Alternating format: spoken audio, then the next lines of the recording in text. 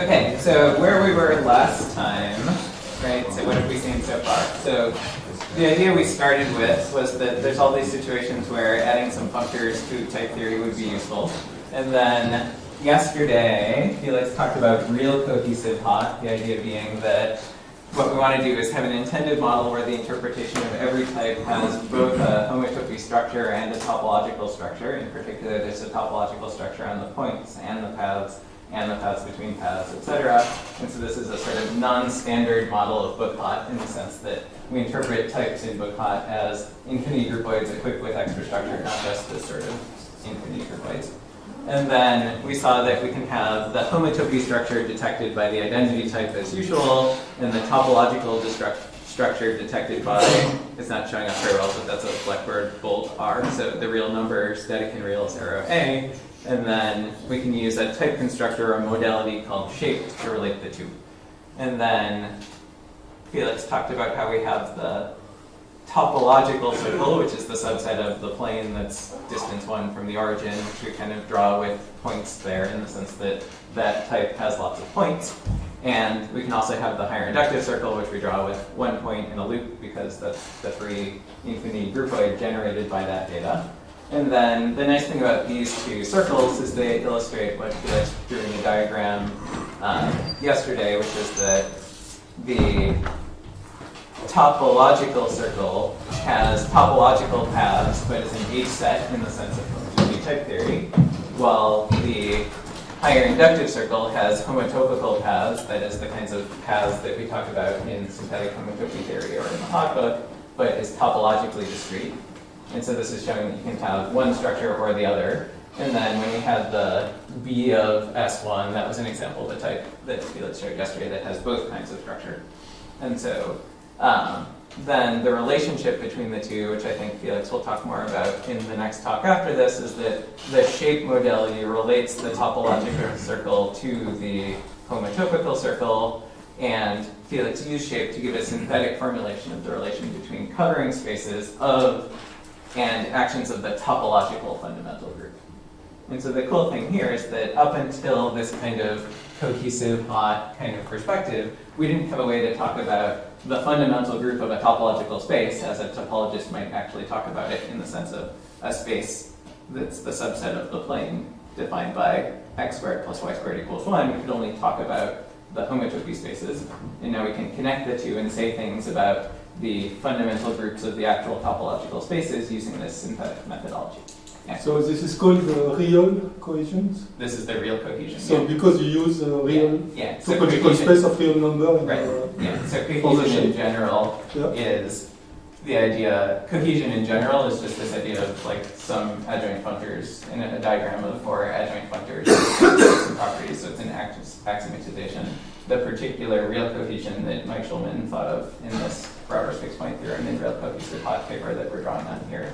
The idea there is that the shape is defined as localization with respect to R. So if you use unit interval instead, do you get the same? Or? Not sure. Maybe. Like I'm not sure if it depends. So how much does it depend? And the topological space R is clear? So the topological space R is a clear object. There is no conflict about constructive and the classical. So there are some classicality axioms that are imposed and things like that. I think maybe Felix will touch on that. R is the Dedekind reals. Yeah. I mean, so R is the Dedekind reals. So we want it to be the what Felix, which topology was it that you said yesterday? The Euclidean topology. Yeah. Okay. So But so the point is that there is a thing that detects the topological paths, right? We know that R works, maybe the integral also works, I don't know. And so the idea is that we can define localization as a higher inductive type that equates all the things that are stuck together in the sense of being related by a topological path. And so if you know how truncations work, this is sort of exactly the same idea as truncations, right? So when we make the zero truncation of a type, that's equating all the circles in the type. That is, we're adding paths between, sort of adding disks filling in all of the circles in the type, right? That's one way of describing the zero truncation of a type, is that we fill in all of the circles. And so it's the same idea of localization, and with a higher inductive type, you can define localization. So this, we know that you can define localization or nullification with respect to any type by sort of formally inverting these things. And so then you get a type where you've inserted homotopical paths corresponding to all of those shapes that you're filling in. Are you sure that the recursive equation? So like the truncation of A is the best type satisfying this property, right? Like it's the best version of A satisfying the truncation of A is any map from S1 to the zero truncation is constant. Right, so in this direction we have the inclusion of the constant functions, right? So like given an element of, maybe. There's no A here. That's right. Yeah. It's a constant. There's not never an A. Yeah, okay, so maybe it should have been that, like the property of interest is that A arrow S1 arrow A, so the inclusion of the constant functions is an equivalence, so that's what it means to be modal. And so then, but then the reflection for that will satisfy that equation, I think. Yeah. Okay. High level picture being these two types, localization with respect to R, localization with respect to S1, are examples of idempotent monadic modalities, which is what was called a modality in the sense of the hot book. So if you look at chapter 7 of the hot book, there's a definition of a modality, because at the time we didn't have quite as general a conception of modalities, the kinds of modalities that might be useful as we do now. So I would attach at least monadic and maybe idempotent to the word modality, that it's used in the sense of the hot book these days, because that's just a special case of this general idea of adding some kind of endofunctor to type theory. And so so then this is the definition that Felix gave you a version of yesterday, where you have a type operator, and then there's a unit for that, and then there's an induction principle that says what it means to work with a modality. And I bring this up mostly to say that a lot of lemmas can be proved for this definition of any modality. So for example, the property that Felix used yesterday about a modality commuting with sigma types is really true for any modality. It doesn't depend on the fact that we're talking about the shape or the truncation or anything like that. So there's a paper by Egbert and Mike and Voss that sort of goes through the theory of any monadic modality or combinations of monadic modalities inside of HoTT, proves a lot of things in this very high level of generality. And so the nice thing is that if you can state things for any modality, then you're doing one proof that applies to any instance of this theory. And in fact, Felix and Egbert's construction that Felix talked about at the end yesterday about covering spaces doesn't depend on the fact that it was the one shape, which was the particular modality that he was using yesterday. It works for any modality. And so you can derive consequences you take one proof and derive consequences in many settings from that fact.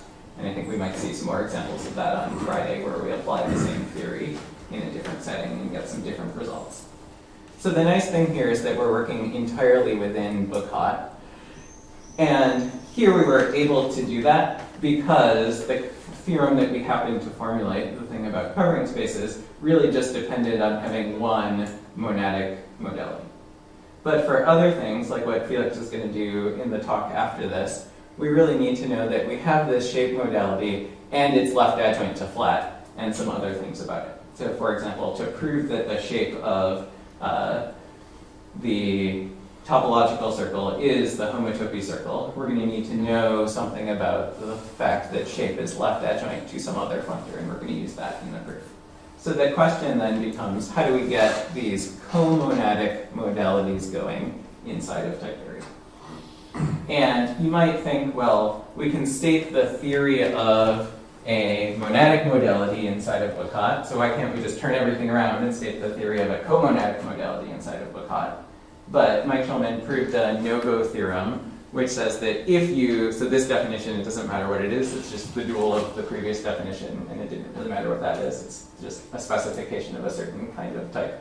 And so if you turn all the arrows around, then this goes wrong. And the reason is that the conclusion of the no-go theorem is that any axiomatized comonadic modality, if you try to say the theory of a comonadic modality, is equivalent to so the comonadic modality, call it box, is equivalent to A times U for some proposition U. And we don't expect that every modality, like the flat modality here in the intended semantics of real cohesive HoTT, will be of this form, A cross a proposition, where the co-unit is projection from the cross, and so on. And so this isn't giving us the right thing in the sense that the theory is not general enough to denote the kinds of things we want to denote in the semantics. And the reason that this fails, like, you might think, why does this duality not work, is really the usual thing, that there's an asymmetry in intuitionistic type theory between hypotheses and conclusion, where you have multiple hypotheses but only one conclusion.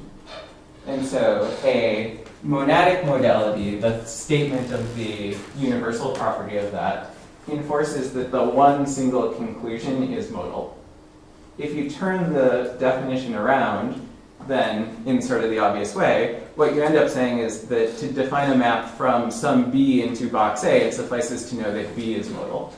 But there might be other stuff hanging out in the context besides B, because in type theory you can have multiple assumptions in the context.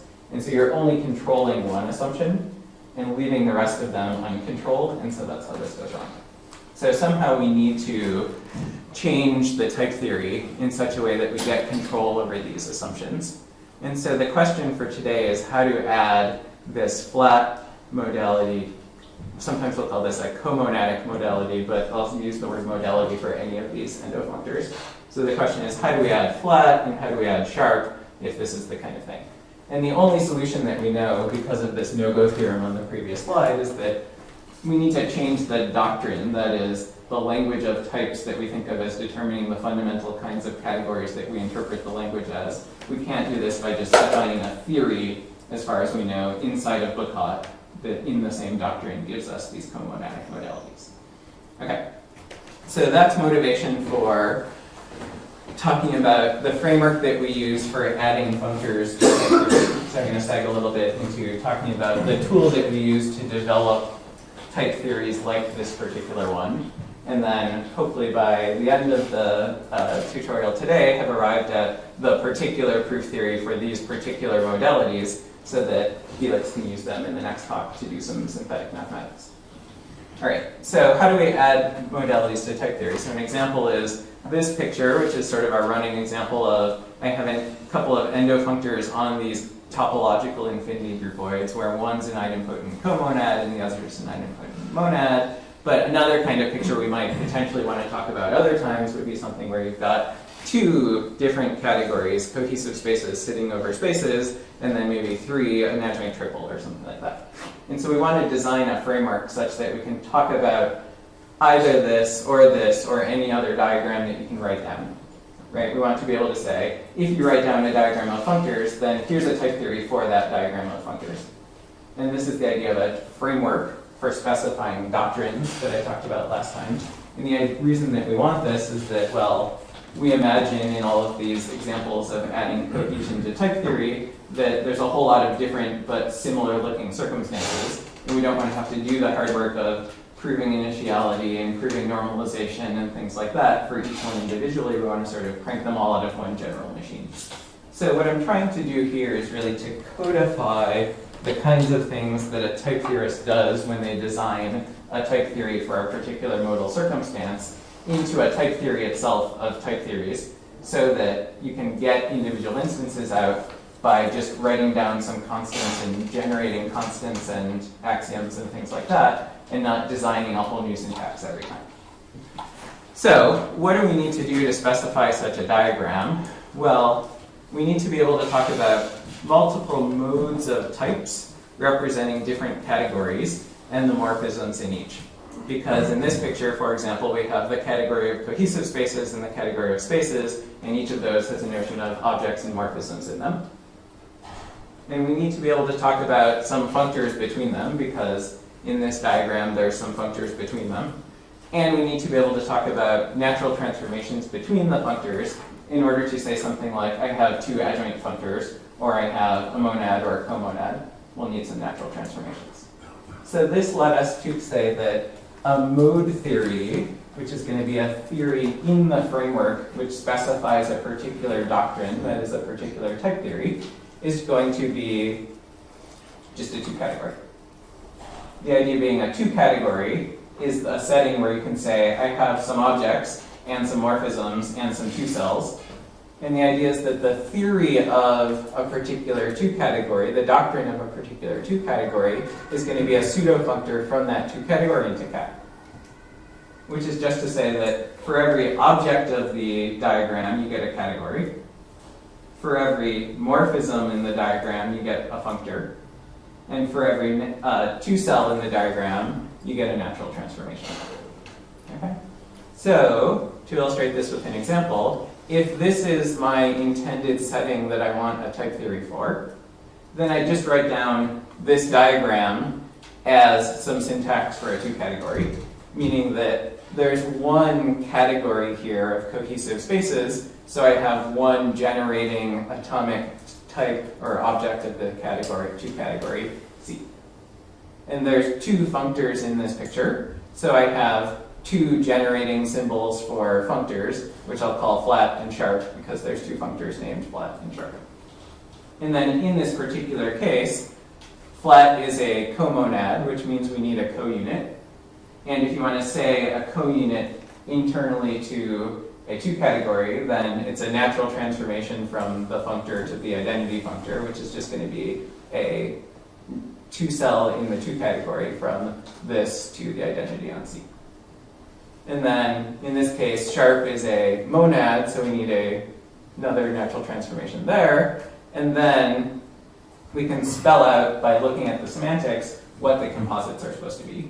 And it turns out that in cohesive type theory, or in real cohesion, the outer functor wins. And this is coming from the idea that in the middle of these, there's a full and faithful inclusion of something. So when you, or actually, yeah, there's a forgetful functor in the middle of these. So if you retopologize something first codiscretely and then discretely, then it's the same as just retopologizing it discretely in the first place.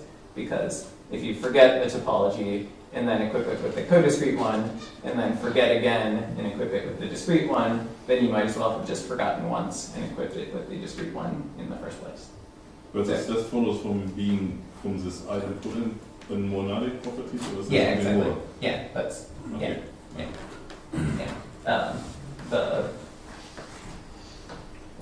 I think so, yeah. And does that include the left adjointness? Or flat? Yeah, so if we say things this way, where flat sharp is flat, then in particular, this says that flat sharp to 1, which is the co-unit of this adjunction, Okay. right?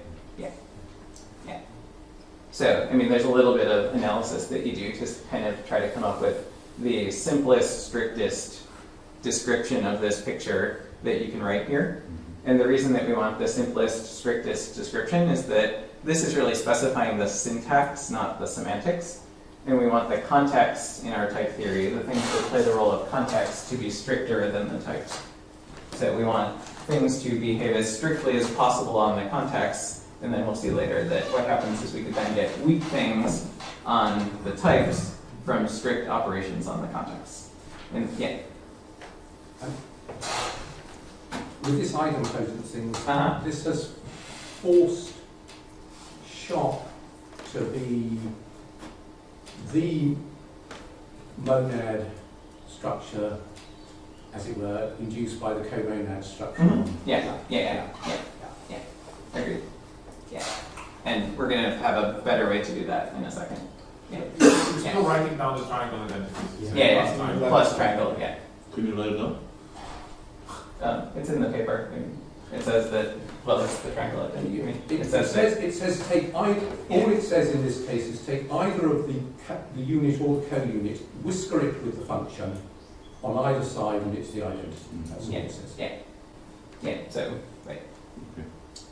So, I mean, just to try to connect it with the syntax. Uh-huh. So there's operation, there will be operation on context of type theory? Yeah, so I mean, I'm going to show you the syntax right now. Yeah, so the next thing is, so I wanted to do this example first just so you have an idea of what the input to the machine is, but now here's the machine. Okay, so the machine is that, let me just remark that if you wanted a different picture, so for example, maybe you just want 2 adjoint functors with 2 different categories, then you would have a different mode theory where we just have two morphism, two one cells here that determine two functors, and then a unit and a counit, right? So the same kind of description works for lots of different scenarios, is all I'm saying.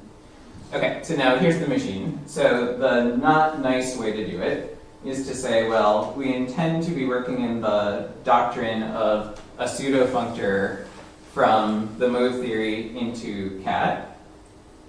Well, what does such a doctrine have? It has each mode is a category, so we should have identities and compositions in each individual mode P.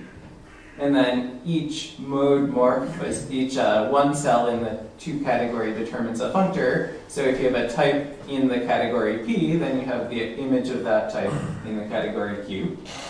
And it's a functor, so if we have a map in P, then applying the functor gives you a map over here. And it's supposed to be pseudo-functorial, so we have uniters or something that says that it preserves the unit and something that says it preserves the composition. So that symbol is a composition in function composition order here. So we would have an isomorphism between f sub g compose f and f g f f, which is what we expect from a pseudo-functor because we're going to laxly preserve compositions here. Is this turnstile without piece and pieces a difference, or are the suppression? Sorry, I'm just leaving them off when it's not, like this is in whatever mode in P here and Q there, I just didn't write the types. And then every natural transformation, everything that's supposed to specify a natural transformation, specifies a natural transformation. Well, that means it has components that take f sub f to f sub g. Okay, it's not super important to process the individual bits of each of these rules. All it's saying is that we could, if we want, spell out all of the operations of a pseudo-functor into cat by giving explicit definitions of what the objects of each category are, what the morphisms are, derived from that structure. Okay, it gets pretty heavy. There's a lot of equations. For example, we need to say that these are mutually inverse, and these are mutually inverse, and this is functorial, and all of these things are natural in the appropriate way, and stuff like that. Okay, so this is a not very nice type theory in the sense that I was describing in the last part of the tutorial, in the sense that, well, it does denote the intended semantics. Well, that's good. But cut elimination is difficult because it's hard to see redexes. For example, if you have functoriality of some map next to functoriality of some map, then that reduces to kind of the composite functoriality maybe. But if you have something else next to functoriality, then it doesn't reduce. And so the notion of normal form is not very clear in this syntax. Another problem is that there's no subformula property. So for example, if you put in a natural transformation from H to G compose F, then there's a map from the functor determined by H to the functor determined by G, followed by the functor determined by F, but it has to go through the functor determined by the composite, because there's no other way to do that in the syntax that I just showed. So there's some entailments that require the existence of certain types, and we lose the subformula property. And another thing is that it's sort of not judgmental in the sense that it's hard to predict that the F-types exist, and there's a lot of equations because we're giving kind of an algebraic non-universal specification of the operations. So what we do instead is to switch our perspective a little bit on what the doctrine of a mode theory is supposed to be, which is that instead of thinking about a mode theory, which is a two-category, determining a pseudo-functor into cat, we think about it as determining some kind of fibration of two categories. Okay? In particular, what we have is a local discrete one-op fibration of two categories. And then the previous, so the top of this fibration will be exactly the growth and deconstruction applied to the previous idea of what a model was supposed to be. Okay? And it turns out that this idea of a fibrational model instead of a pseudo-functor model matches the nice type theory much better. Okay? So what I'm going to do is I'm going to spell out for you what a local discrete one-op fibration of two categories is in parallel with saying what the new syntax looks like. And so the idea is that, and these kinds of things have been studied by Hermida and Buckley. So the idea is that if we think about now having a two-category with a two-category sitting over it, so there's a functor pi from a two-category to another two-category, that means that we have the notion of a morphism upstairs that lives over a morphism downstairs. So every type upstairs is over a mode downstairs, and the morphisms upstairs project down to morphisms downstairs, just like you might be familiar with from one categories if you've seen one categorical fibrations. And the idea is that we'll have syntax for these morphisms over morphisms, where A proves FC means a morphism in the top category such that the pi of it is something in the base. So the primitive form of judgment will be this morphism over a morphism, which you might be familiar with if you see the way we do path over a path in homotopy type theory. Then that's kind of this idea of a morphism laying over a morphism in a fibration. Or Paul-André and Noam's work that Paul-André will talk about on Friday, I think, is very much inspiring this kind of picture where we have functors as type refinement systems is where we took this notation from, and a lot of these ideas. Okay, so what this means is that in particular, well, we're going to demand that this functor be a strict functor of two categories. And that's going to say that the identity lives over the identity, and composition lives over the composition.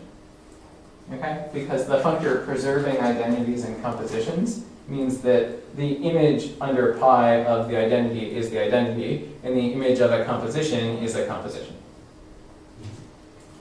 Next, we're going to say that so if this is a two category, then each hom set, each hom is a category, right? Because we're thinking of it as like a category enriched in cat, which means it makes sense to say that pi, so like the functor in total includes a piece that projects on each hom category, and we're going to say that this is a discrete fibration of one categories.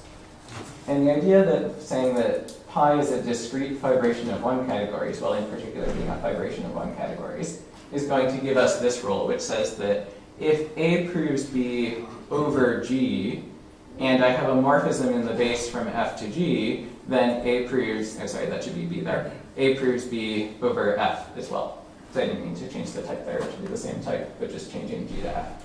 So this is a kind of transport or subtyping or something like that on the mode theory morphism that you're over, induced by the fibration condition of one category here. And then the final piece, of course, the corresponding proof term would record everything. Yeah, exactly. Inside. Yep, everything in sight. So like my proof terms are just like, I mean, they're the trees. They're the trees, yeah. Okay. Like the reason that I just write the types is because it's simply typed and the proof terms are the trees. Yeah. Period. Yeah. Okay, and so the payoff for all of this is that now, instead of axiomatizing algebraically what the structure of the functors is, we can give them by a universal property. Okay? In particular, it makes sense to say that if we have a morphism from P to Q and an object over P, then we can push it forward to get an object over Q. And so what's the universal property of that? It's supposed to be a thing over Q with a heterogeneous morphism over F relating it to A, such that for anything else with a heterogeneous morphism over F relating it to A, we get a unique map there. Okay, so this is just saying that this is an op fibration. And so if we turn this into syntax, then what we get is that if A is a type in mode P, in category P, then F of A is a type in mode Q. And that's just saying that pi of the F type lives over Q, like in the previous picture. And there's a defining sort of universal morphism here that goes from A to F of A over the thing in the base. Right? Here's where we're crucially using the thing in the base. And this corresponds to the defining morphism in the semantics that is over the defining morphism for the functor. And then the universal property that I was showing on the previous slide becomes an elimination rule for the type that says that if you're trying to prove C from F of A, you remove the F, the capital F type, and move the lowercase f into the judgment. And this corresponds to saying that if you're trying to give a morphism here in the fiber over Q, then instead you can give this kind of heterogeneous morphism that lives over F here. And so we have syntax for that. And so the actual elimination condition is a little bit stronger than the picture I drew on the previous slide, which was the special case where you're over 1. Because what we're going to say is that if you're over any G to start with, then you're over G composed F in the premise. And that corresponds in the semantics to saying that this square is a pullback of one categories, which is saying that if you have, let's see, this thing here up in the top left, and then a G here down in the bottom right, and so then, and this thing here lives over that G composed with F down here, then you get a thing in here that when you project it lives over the G. So it's really just the same rule translated into a pullback condition in the semantics. And so, I mean, I don't have time to kind of do the proof for you, but we designed the syntax by reading off what was true in the semantics, and it's sounding complete for the semantics because we did it and we checked that it worked. So the two are in a tight correspondence.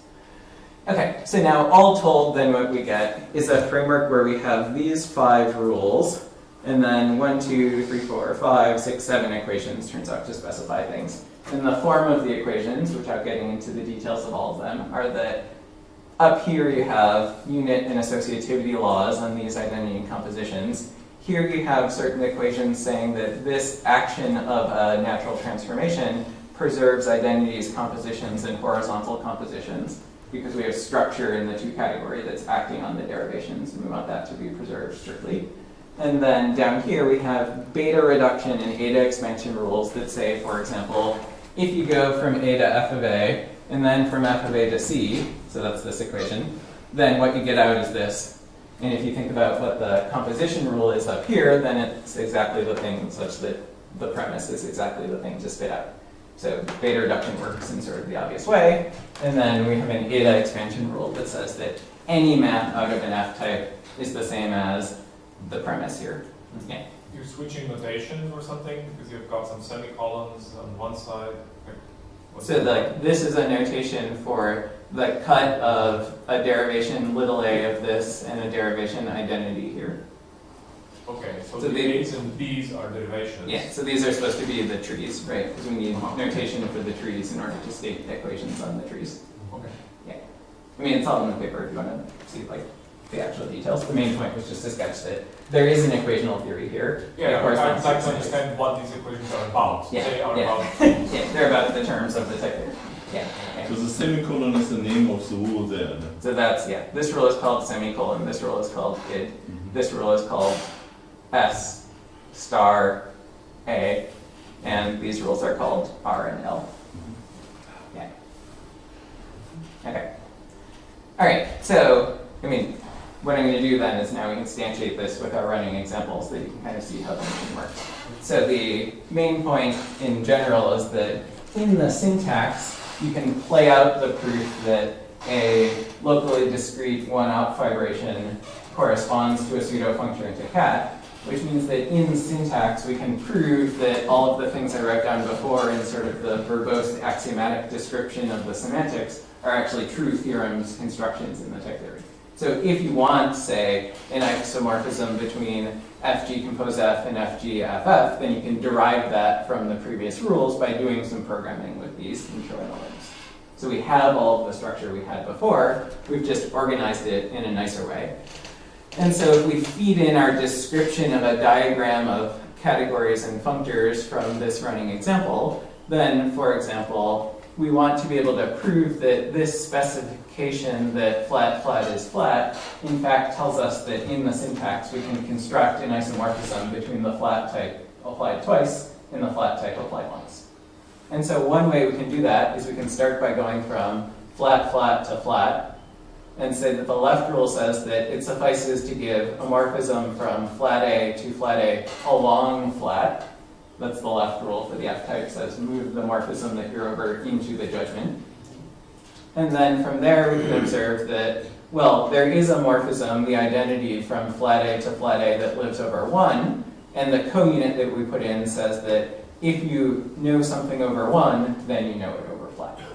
So something particular to the mode theory comes up to tell you that flat flat is the same as flat, or implies flat in this direction. And if we didn't have this thing in the mode theory, we wouldn't be able to do that. Another way to do it, once we get to this stage where we're trying to construct a morphism from flat A to flat A over flat, is that we could instead apply the left rule again and get ourselves into a state where we have two flats in the subscript. Because if you peel off two flats, two F types here, you get two flats composed here. But of course, we put it in an equation that two flats is the same as one flat, which means we're trying to go from A to flat A over flat, which is the defining property of flat. And then according to the equational theory that I sketched for you, these two derivations are the same using the triangle identity, which is saying that the two ways of constructing this map when you have a comonad are the same. Okay, so we can prove equations like that using the equational theory. Okay, so that was sort of the germ of the whole idea that we're going to use in a whole bunch of different kinds of variations now. So the first variation is that before what we said was that a diagram denotes a diagram in cat. Okay? And then when we got to the fibrational semantics, there was sort of an obvious symmetry breaking thing that I did, which is I said, well, it's a local discrete op fibration, right? Which meant I have this. But I could have told the whole story with everything on the other side and said that instead of having a push forward for along a morphism here, then I could have a pullback along here, which would be saying that this is a fibration. That is, whenever I have A here, I want to find a best approximation of A back over here, such that anything else over here with a morphism to A factors uniquely into that. Okay? Which would be saying that it's a fibration instead of an op fibration.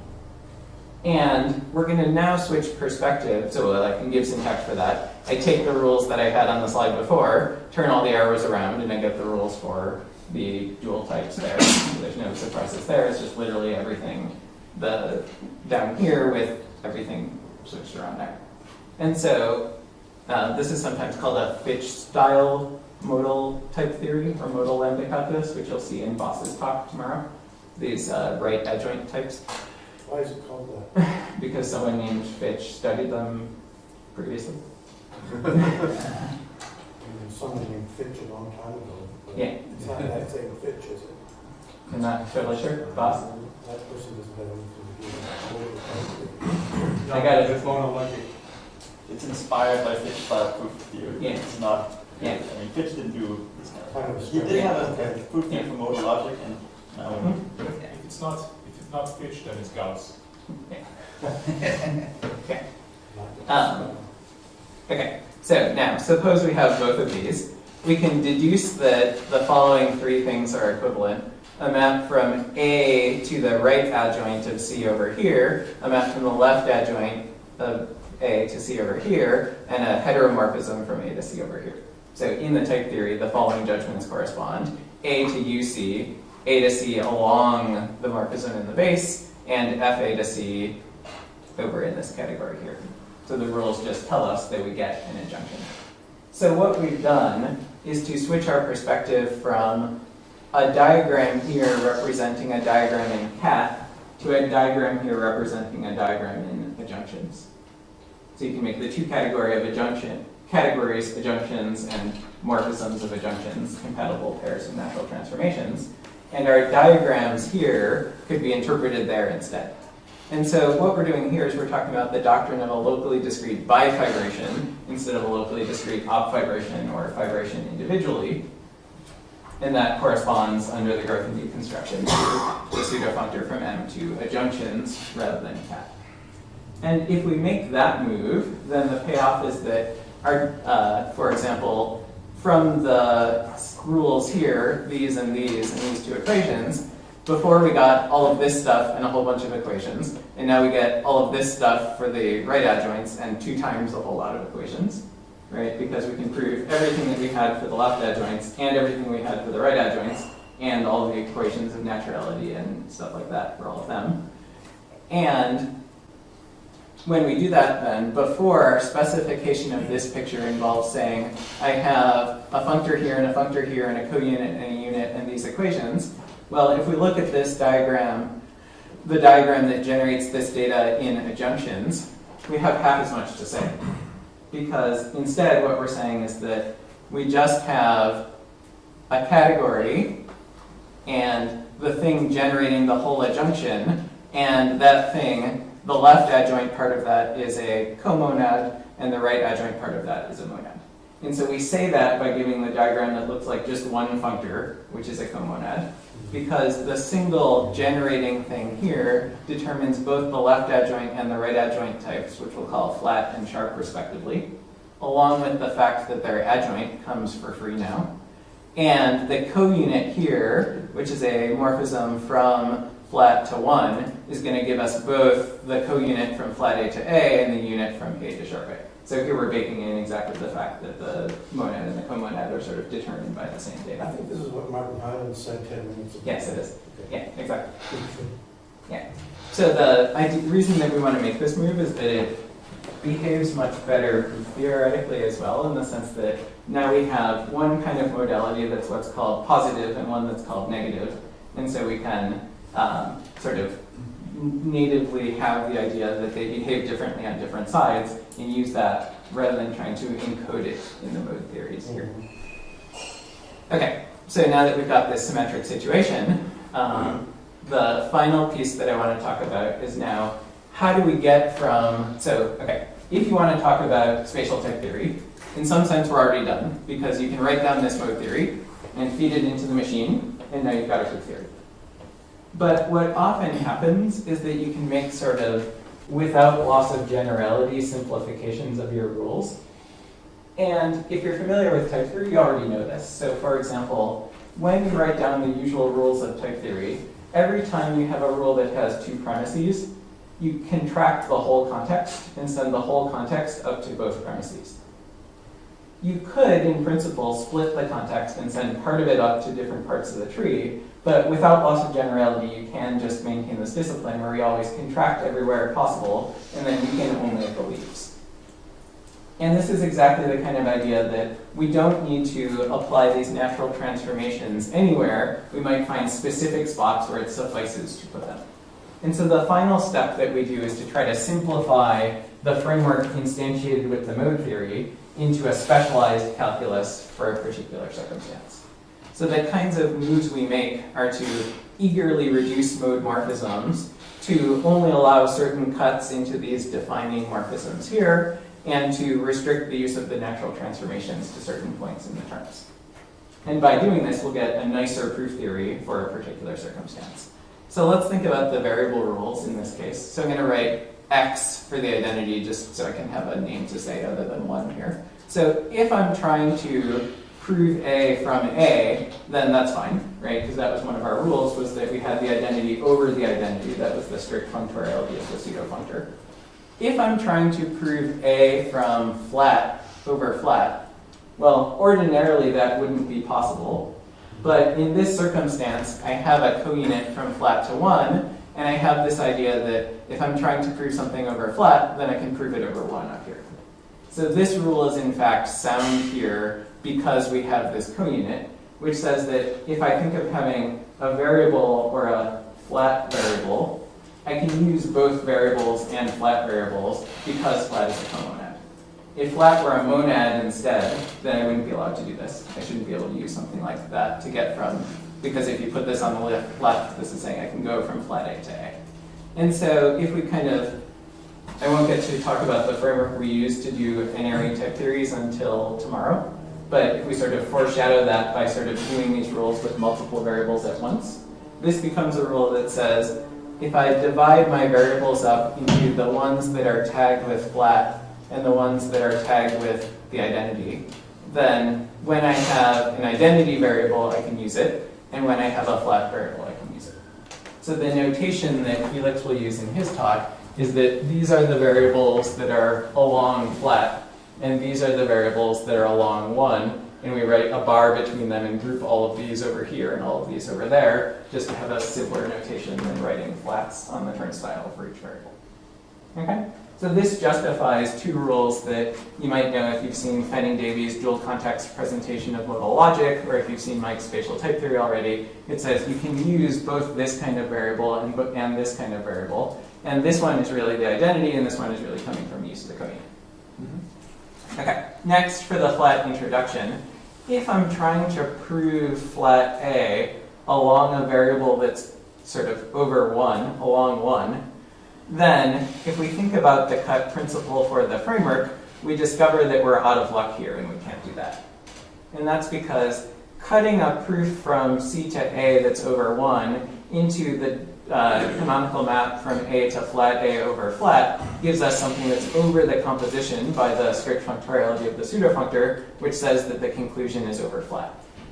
Which means that if I'm over 1 here, then there's nothing to put in the premise here, and that's not allowed. On the other hand, if I'm trying to construct a proof of flat A that's over flat, then this rule tells me that it suffices to have a proof of A that's over 1 here, and so this kind of thing is allowed. The next move you can make, this is one of these without loss of generality moves, is that we know that having a flat assumption is stronger than having a non-flat assumption because of the counit here. And so if I have, you might think, well, it would be really nice if I could keep this flat up here. Because if I can keep a flat variable in the premise, that means I know more about the variable in the premise than I did if I take away the flatness in the premise. And so you think that would be really nice, and then what you do is you feed it into the machine and you say, okay, suppose that I had a flat premise up here, then composing will give us 2 flats down here. But we said it was idempotent, so 2 flats is the same as 1 flat, so this rule is true. Okay, so the details don't matter. Like, the point is just that you can do these kinds of calculations where you try to guess nice rules for the system and then check them by deriving whether they're true in this framework or not. And what this lands you with is this kind of introduction rule for flat that says that intuitively, to make a map into flat A, it suffices to make a map into A that only uses the flat variables. And the fact that we generalize this rule to multiple assumptions like this really depends on the fact that flat preserves products, which we'll get to tomorrow. If it didn't preserve products, this kind of move wouldn't work exactly the same. Okay, elimination rule. So the left rule for flat says that we can move a flat from the type into the judgment, which, if you spell it out in natural deduction style, turns into an induction principle or an elimination principle for flat A in the style that you're familiar with from type theory, where you have induction for nats or induction for higher inductives or something like that. It says that to make a map from flat A into C, it suffices to assume a flat variable and map into C, and then this is the induction version of that. What is the double colon? So the double colon is just notation for those variables that are in delta. So the notation's a little redundant because from being in to the left of the bar, that tells you that it's a thing over flat. But we like to write these things in sort of a local context style where we don't show the whole context, and so it's helpful to have a different colon for the assumption as well. So that just means a flat variable in the sense of a variable over flat in the premise. Okay, so that's flat. Now for sharp, just quickly. So the sharp introduction, if we spell out the framework rule, says that if I want to prove sharp A, which is the right adjoint to flat, then I move a flat into the premise, right? Because when we have a right adjoint on the right, that decays into a morphism along the thing in the base that we started with. And if I have X and I'm trying to prove sharp A, then that becomes prove C from a flat use of A. And if I have a flat use of X already, that becomes prove C from a doubly flat use of X. But again, a doubly flat use is the same as a singly flat use. Therefore, we get the following principle, which is that when you're trying to map into sharp A, what you do is you construct a map into A where all the variables, no matter whether they were flat or regular to begin with, become flat up here. Okay? And if you put the types back on, this is just saying that to map into sharp A from flat delta and gamma, you map into A from flat delta and flat gamma, which is, of course, just the adjunction between flat and sharp that we're trying to code up in the beginning. Okay. Sharp elim is kind of dual to flat introduction, and it says that if we have a proof of sharp A from only flat variables, then we get a proof of A from only flat variables. And then there's some weakening built in here to put a non-flat context here, which I'll get to tomorrow. But the point is, setting aside the details, you can derive this by plugging a cut into the canonical map from a right adjoint out of a right adjoint in the same way that we could for the canonical map into a left adjoint on the flat side. Okay, so it's a lot to try to do this sort of online, but hopefully you get a flavor for the fact that all we do is instantiate the framework with a specific mode theory and then do some calculations in that to find some nice rules that we would like to use. And, okay, so the final bit to set up for Felix's talk after the break is that this was all about unary type theories, and then tomorrow I'll give you the framework for simple type theories that let us talk about products and say how flat interacts with products and talk about dependency. But what happened is that Mike and I so Mike had this idea to do real cohesive HoTT, and then I said, well, the way this flat thing that you want sort of looks a lot like this modal type theory, let's try to work on that. And then we developed this unary type theory, and Mike wrote down the mode theory that we've been working with here for a idempotent comonad in the unary type theory, and then we kind of guessed the rules for n-ary variables without yet having a framework for it. The framework for that came later. And Mike guessed the rules for dependency, right, to extend this all to dependent types without yet having a framework for it, but we now have a pretty good handle on a framework for that I'll tell you about next time. But so, like, there's nothing I said today implies this style of dependency, but there's sort of a natural guess which turns out to be true in the semantics in this case, which is that the dependency structure of the type formation is exactly the same as the dependency structure of the introduction rules. And so the idea is that the flat type only depends on flat variables, and the sharp type, when you're forming that, moves everything into flat variables over here. And so these rules in spatial type theory are capturing something about the intended semantics and the way that flat works as a fiber-wise operation or doesn't work as a fiber-wise operation, and sharp promotes things into this context is a thing about how the sharp functor is constructed in the semantics that encodes this pattern of dependency. So when you have dependent types, there's an additional degree of freedom in how are the types typed themselves that we have to address when we think about dependent modal type theories that doesn't come up in simple modal type theories. But in this particular case, Mike guessed something for this case and checked that it works, and so these are the rules that Felix will use in his talk after the break. Okay, so where are we? The main ideas are that we have this methodology where we take the semantics, write down a mode theory, put that into the framework, simplify by some without loss of generality reasoning, and get a calculus.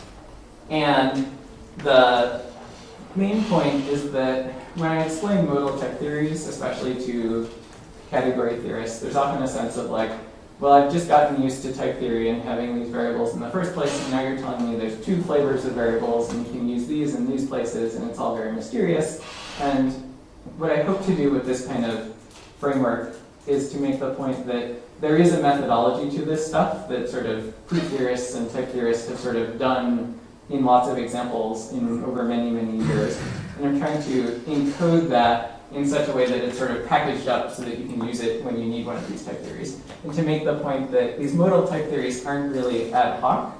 They're kind of coming from the same technique applied to different semantic situations in order to generate them.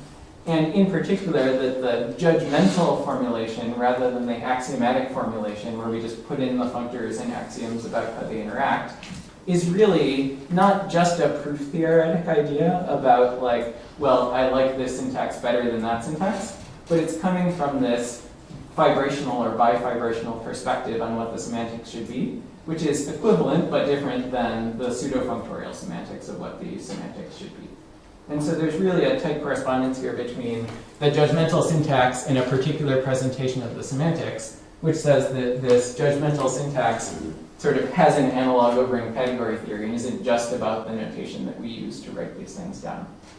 Okay, so where this is going next is that Felix will talk about how to use this stuff in some examples, and then tomorrow we'll kind of go from where we are now to what we know about frameworks for dependent modal type theories. Okay, thanks.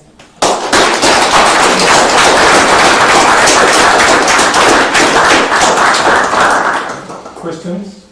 Remarks? Martin? So, I guess this is a question about how kind of, in what further directions one might push this kind of methodology. Yeah. So, I mean, 40 years ago, when it was first realized that kind of toposes were kind of individually type theories, there was a concern which kind of got suppressed, I think, which was to have a kind of type theory which would sensibly talk about one topos over another. Yeah. Right?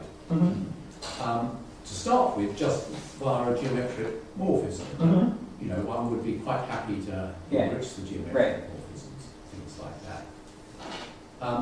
Now, what you're doing seems as if you could do something, even just, as it were, reduce it down for doing a case where one had some locally connected. Right. Yes, I think so. Yeah. Right. So I think spatial type theory with only the flat modality is like having, well, so actually it would be less than that. So here you just sort of want, I guess, the gamma of just the functor down. Yeah. But here we're sort of saying you have one of the adjoints. Right. Yeah. But yeah. What happens if you try and do something which, as it were, nobody's really thought about for perhaps it's 60 years this has been kind of not thought about, which is how do you give an account of the interaction between one logic and another that's involved in non-standard analysis. So there's maybe one topos and another topos and some logical functor somewhere, and that's about it, as far as we know. Right. And then there's almost nothing's ever been done about this except for some old paper of Hannah's Cox in 1968 or something like that.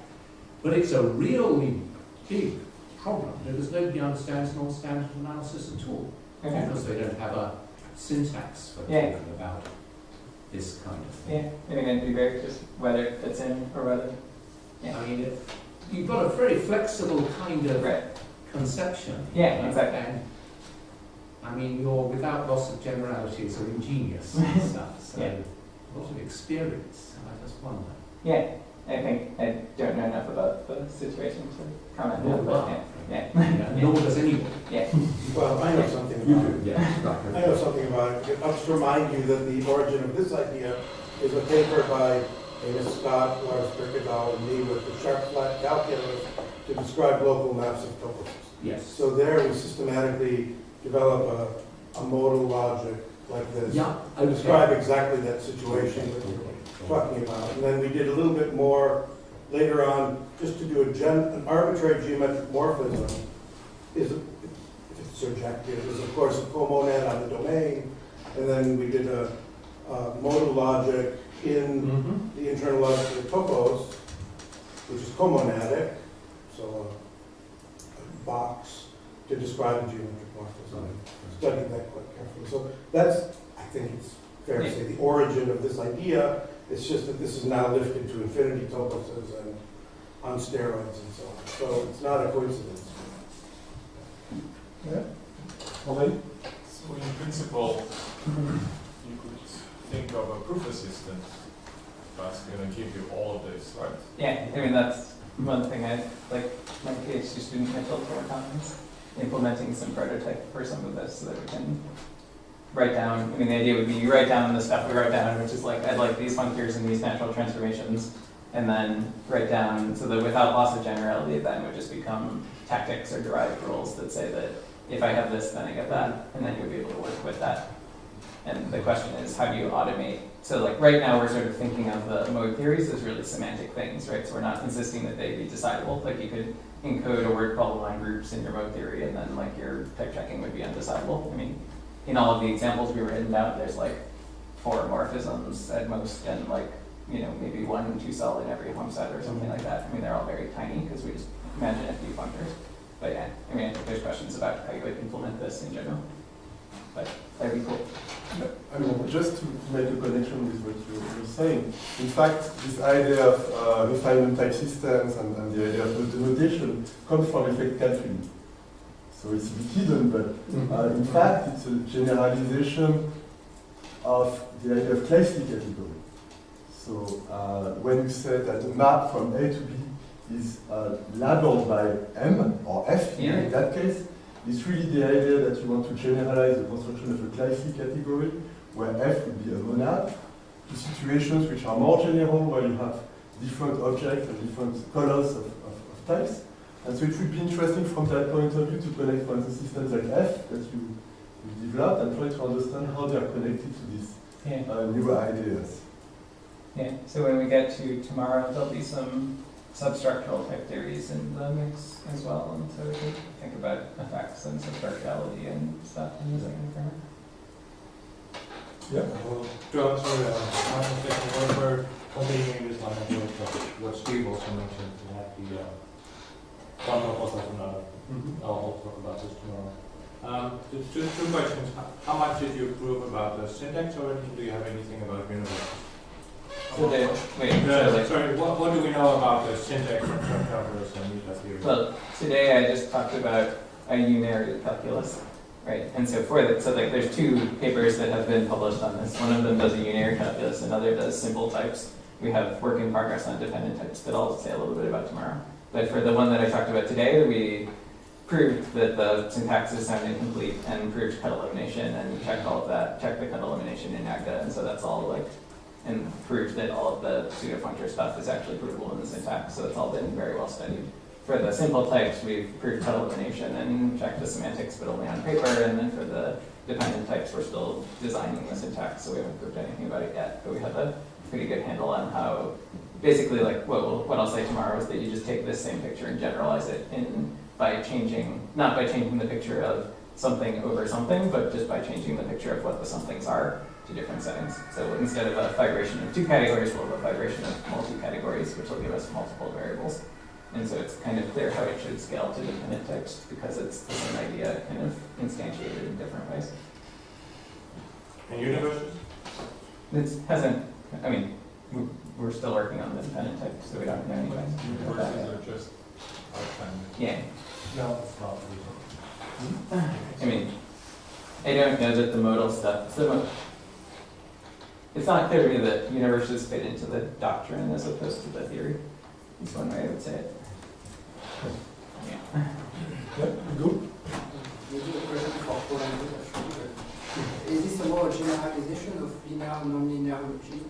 Yes, certainly. Yeah, so like what we did today, so like if you take two modes, one for Cartesian and one for linear, then that picture fits exactly into what I'll talk about tomorrow, because we need to have multiple variables and substructurality to fit that in. So you could do that here, except so here all logics are very strictly linear in the sense that there's always exactly one assumption. So we need multiple assumptions before we can have LNL. But yeah, LNL was a big inspiration for this work. And compared to code by push value, for instance? So there's no like, so I think the main difference there is that there's nothing saying that, for example, your positives all live in one category and your negatives all live in another category, which I think of as the defining thing about call by push value.